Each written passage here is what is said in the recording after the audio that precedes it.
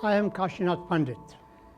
I come from Baramulla, which is the northern town in Kashmir Valley. I had my early schooling in Baramulla, but later on for higher studies and for PhD, I studied at the University of Tehran. Back home, I took up job as a lecturer and then as reader and so forth at the Center of Central Asian Studies, University of Kashmir, and I rose to become its director before my retirement. I have traveled vastly in Central Asian region a number of times, and I know and have met a vast number of academics, professors, researchers, scholars. In today's lecture, I am going to introduce to you the medieval history of Kashmir, the transition from ancient ethos to new values and new lifestyle, which we call the medieval history. It begins from middle of 14th century and ends up to somewhere in the last period of 16th century. And then we shift on to modern times, the creation of the state of Jammu and Kashmir, followed by the partition of country, story about the partition of the country and its impact on Kashmir, including the tribal attack of 1947 and the sordid story that follows it. I'm going to talk to you about the medieval history of Kashmir and its civilizational manifestations. I'm going to talk to you about various ruling dynasties of sultans of Kashmir, finally ending up with the annexation of Kashmir by the Mughals, by Akbar in 1586.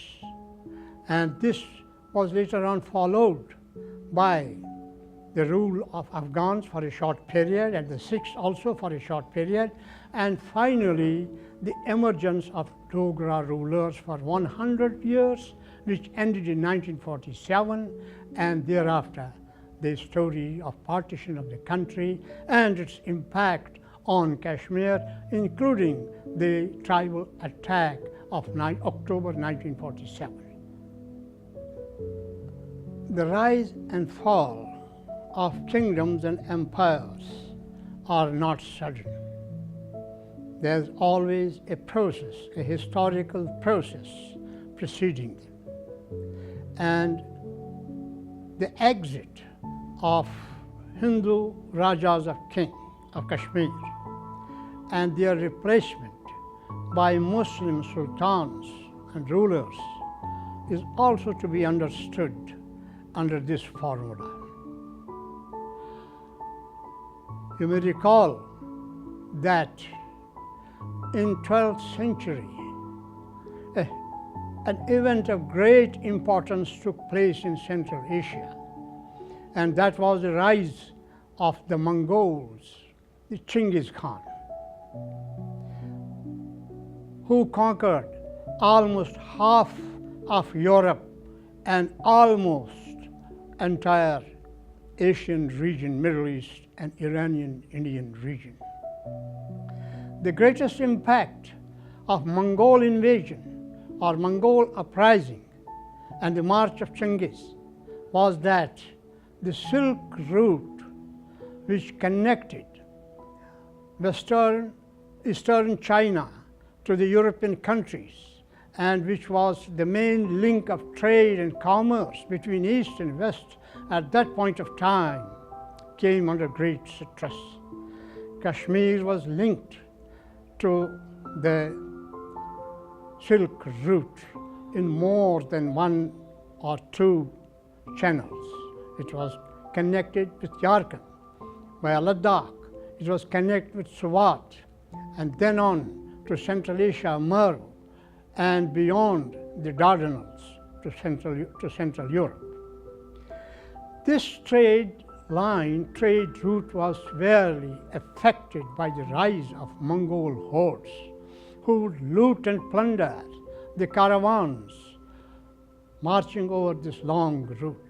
And this caused great economic depression in Kashmir right from the rise of the Mongols, that is the last period of 11th century and 12th century. We should not forget that. It made Harsha, one of the last rulers of Kashmir, break the idols, the golden and silver idols in the temples and sell the gold. People called him that he had become an atheist. He had given up Hindu religion. The fact was that he was under economic constraints and he needed money to run the government, to run the state. Secondly, the rise of certain feudal lords in Kashmir during the last period of Hindu rule, like the Damras, the Tantrins, the Lavanyas. They were very important and powerful feudal lords who commanded various segments of land and society. They rendered the central government very weak because they were always fighting. The Damaras, today they are known as Dars or Dar. Lavanyas are now called Lon. Tantrins are called Tantri. Margesha are called Magre. These are the original Sanskrit castes which have been retained by people down to present day.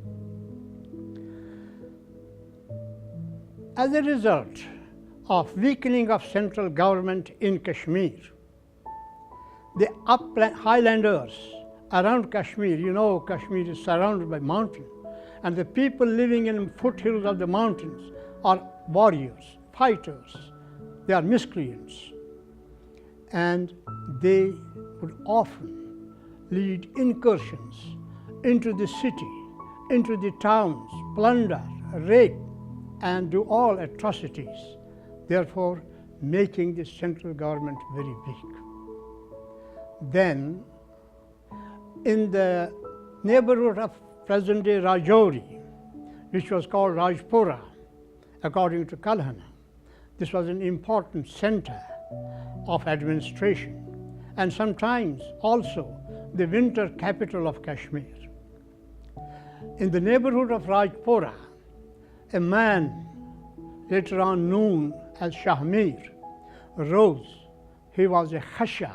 Khasha is one of the warlords or fighting clans of that area. He came to Kashmir. The kingdom had become very weak. He entered into military service. He raised his position, became powerful, and ultimately he overthrew Kotarani, the last queen of Kashmir, Hindu queen of Kashmir, at her capital, at her palace in Underkot, which is this which is the deformation of Sanskrit word Abhyantara Kota. Kota means a fort in Sanskrit. Today we call it Underkot. Here, Kotarani was deposed. There is a long story of her deposition. I am not going into that story, but remember that most of the early histories written by Persian historians about Kashmir of this period are full of lies and full of unfounded stories. For example, about Shahmira, it is said that he was a prince from Swat in present Waziristan in northwest frontier province of Pakistan. Latest our research has shown he was not a prince. He was a Khashar upstart from Rajpura, Rajouri, and like that. In 1339, the King Raja Sahadev of Kashmir offered all support and appreciation to Shah Mir for rendering his service in throwing off the other miscreants from the city. But this man in turn deposed the queen and himself became the king and founded the first Muslim ruling dynasty in 1342 in Kashmir. After Shah Mira, the Muslim rule begins in Kashmir, and with that begins the transformation of civilizational manifestations of Kashmir. This happens everywhere. This has happened everywhere. The ruler has the last word. This happened in Iran when Zoroastrian kingdom was overthrown by the Arabs. This happened in Central Asia when the shamanism was overthrown by Islam. So this happened in Kashmir also. The story how Islamization of Kashmir took place through stages is a long story which we cannot take care of in a short notice, but nevertheless, it has also to be remembered that the administration in Kashmir under Rajas, Hindu Rajas, had become very weak and very corrupt also. And the sense of saving the state by making sacrifices had almost died. For example, when Mahmud of Ghaznavi attacked for the 17th time, he attacked and came quite close to Rajpura in Punch.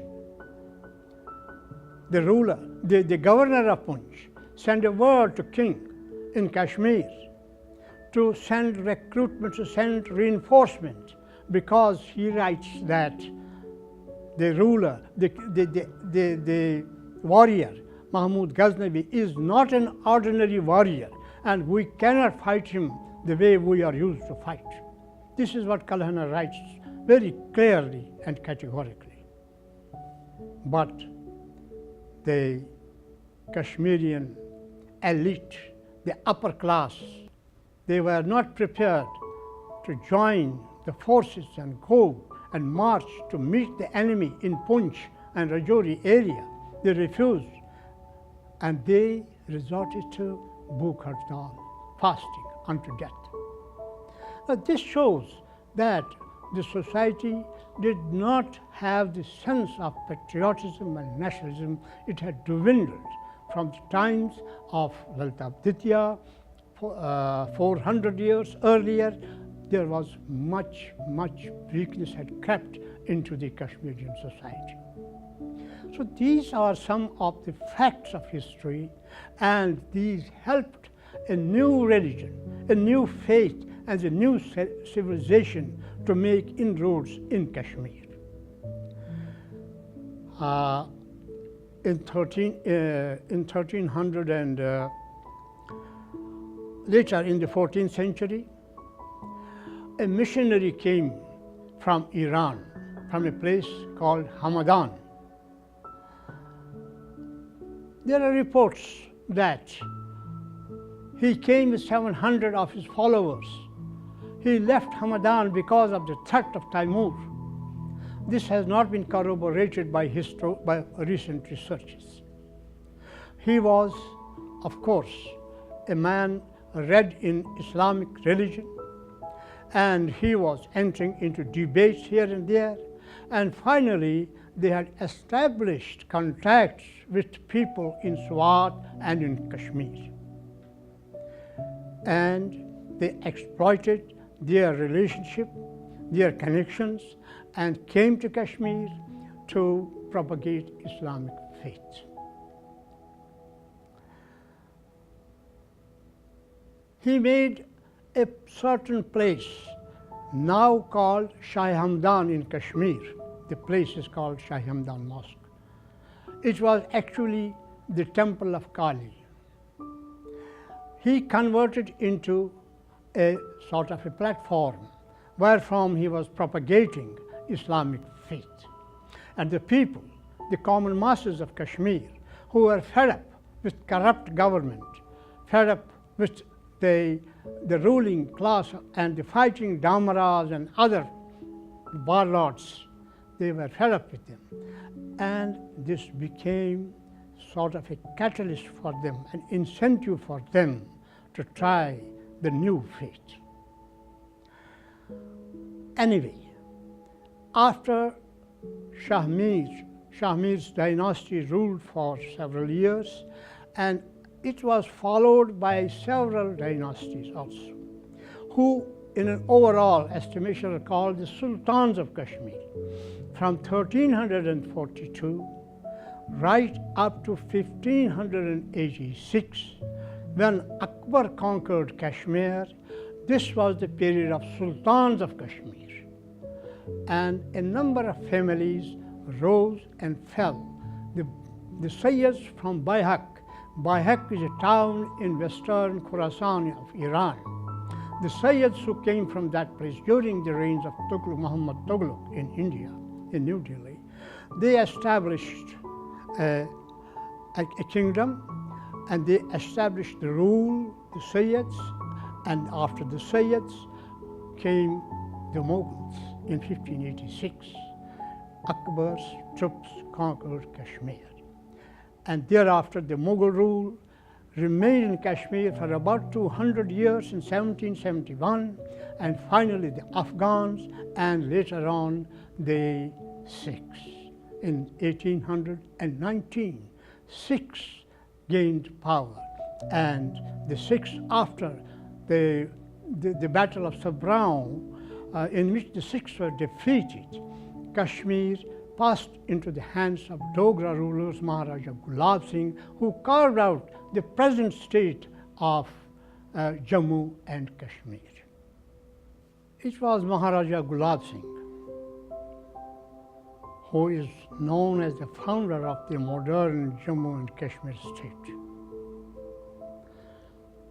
Some people are bringing charges against Maharaja Gulab Singh that he purchased Kashmir against 75 lakh rupees, which the Sikhs owed as indemnity to the British for the failure in their Sikh war against Great Britain. The point is that selling of entire territories is nothing new. It's not unique in the case of Kashmir.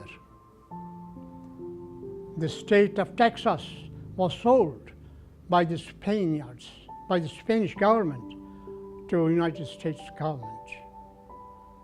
And one or more. Very recently, Russia sold part of its Alaska to the United States. Therefore, the sale of Kashmir is not new in the history, but to politicize it is a different story. The fact is that what the British sold to Maharaja Gulab Singh was a very small region. It was Maharaja Gulab Singh who conquered Ladakh, who conquered the present-day Gilgit, Askardu, Chitral, and the vast areas in the foothills of the Karakoram. The shape given to the state as the state of Jammu and Kashmir goes to the credit of Maharaja Gulab Singh. And in the annals of Dogra history, the proper exact name of the state is Jammu, Kashmir, Tibet, Ladakh, Ha, which means the territory of Jammu, Kashmir, Ladakh, and the Tibets, the smaller Tibet and the larger Tibet.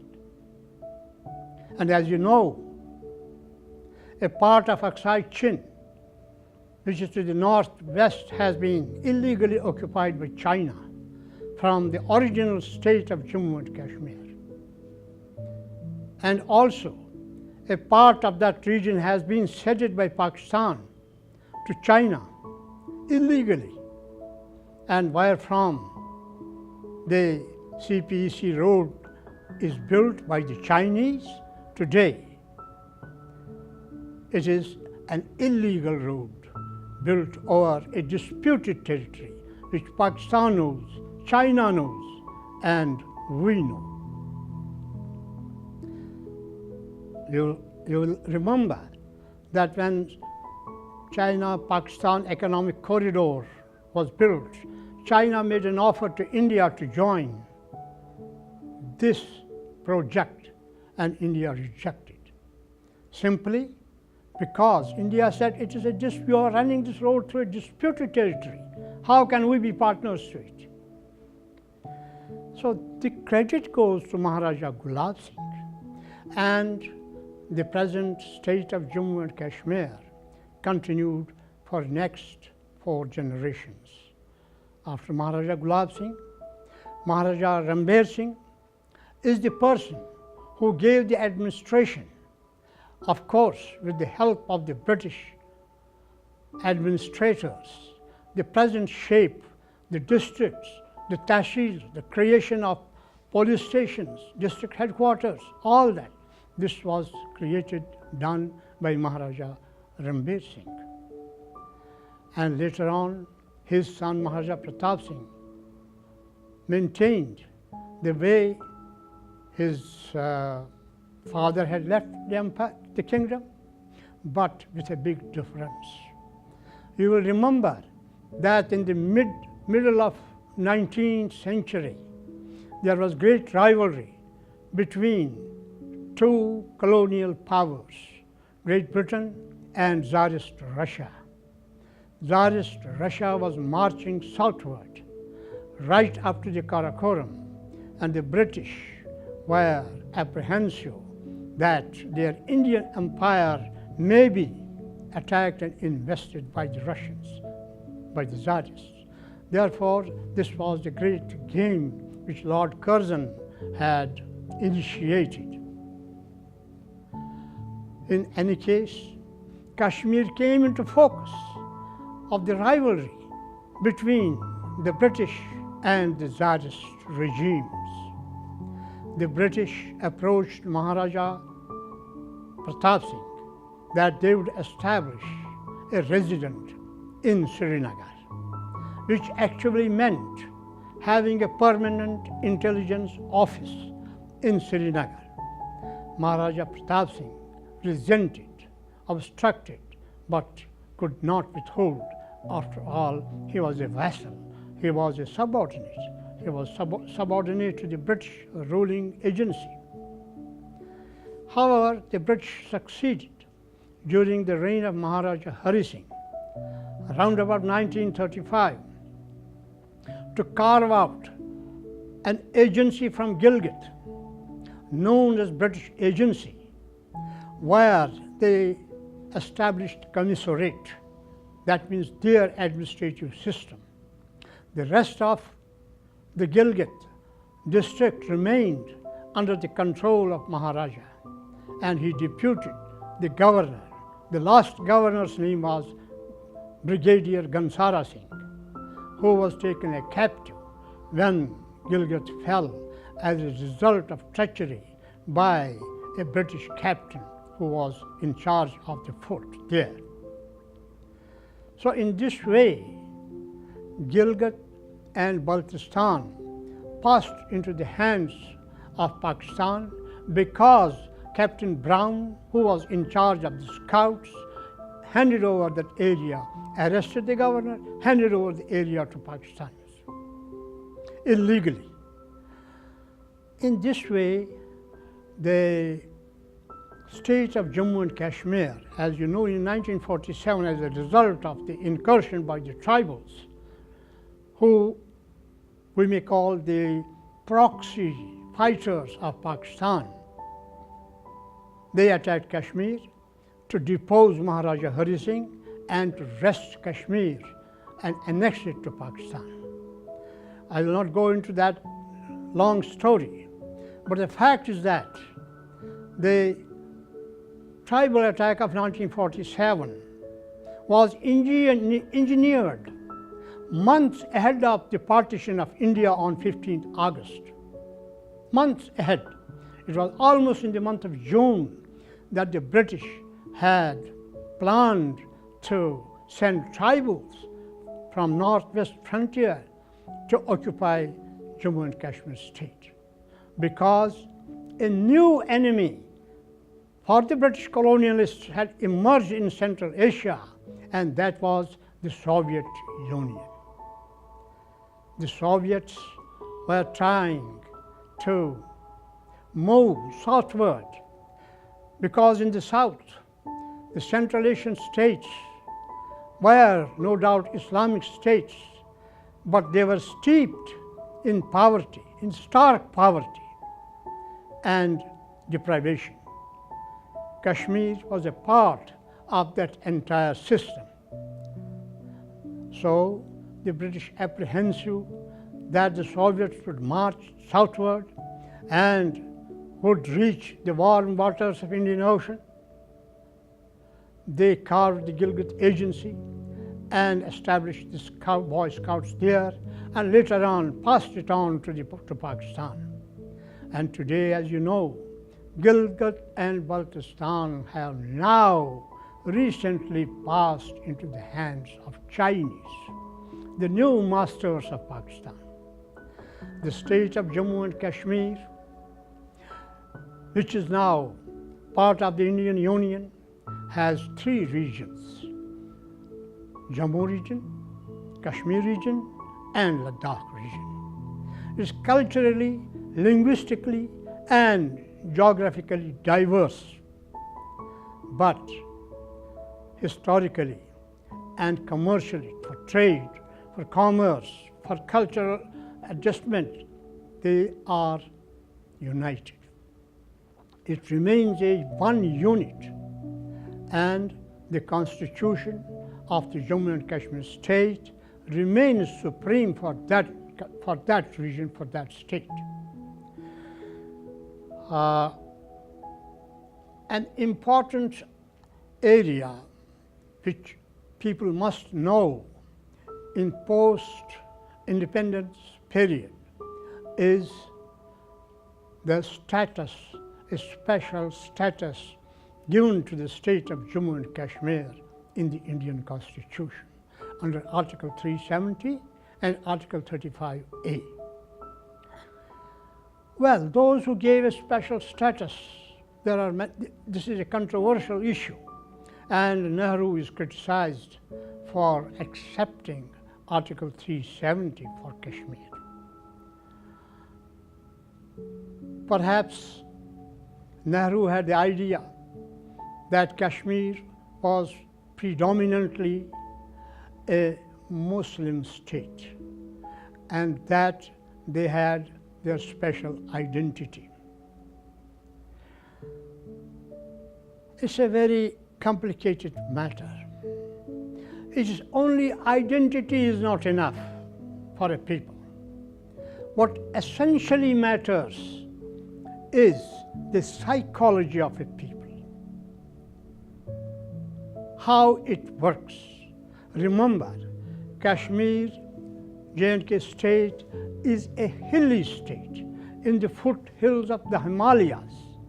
It has only one crop in a year, and if that crop fails, then there is famine.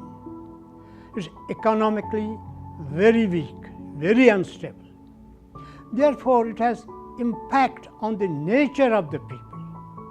When you know that you have a morsel just to grab and eat, and you do everything to protect that morsel, otherwise you will not survive. The survival becomes difficult. This is true about all Himalayan foothill states, right from Bhutan up to Kabul, up to the Badakhshan mountains. So this geographical and climatic conditions have impacted the mindset of Kashmiris. So when they say, we have Kashmiriyat, it becomes very difficult to define what is Kashmiriyat. Is it just the survival? Is it just to grab anything you get from anybody? And today, when you talk to an ordinary Kashmiri, he will say nonchalantly, in a very naive way, we want guns from Pakistan and money from India. Now this is one of the facets of Kashmiriyat. It has geographical, economic, climatic, and psychological reasons behind it. So here I think, by and large, I have tried to sum up what has been the history of medieval and modern era of Kashmir. Now actually the state of Jammu and Kashmir with 3 regions.